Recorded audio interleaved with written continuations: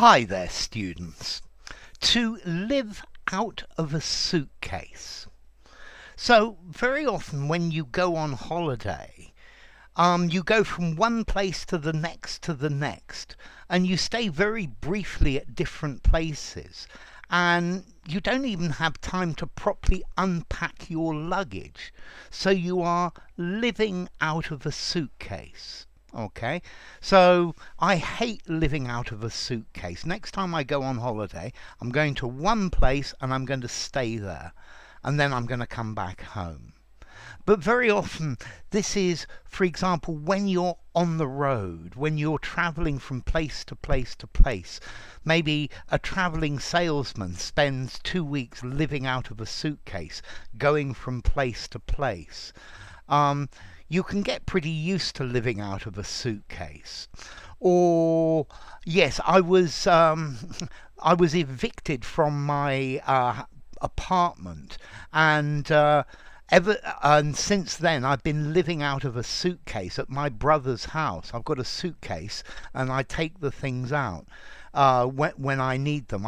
I haven't even got a wardrobe to put them in. Yeah, so this is just the only things that you've got available are the only personal things you've got available are things that you've got in your suitcase. So you're living out of a suitcase to live somewhere on a temporary basis. You've only got a very limited number of things with you. And this is normally because your profession means that you do a great deal of traveling.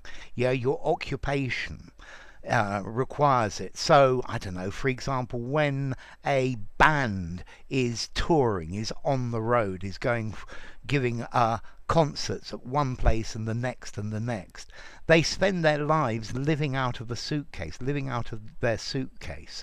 Yeah, you don't have time to stop and unpack, and well, I guess living out of a suitcase can become a way of life, but I think it's probably not the best, because you don't have really time to devote to yourself, to relaxing. Well, but that's the one of the things of traveling from place to place.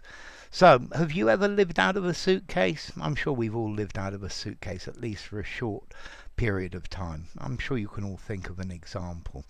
As to formality, living out of a suitcase, I think I would probably give this a 5 in formality, maybe 4.5. Use it informally, use it semi-formally.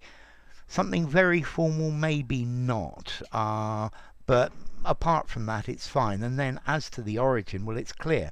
You have your suitcase and you live out of it. You take things out and you put them back in because you've got nowhere else to keep them.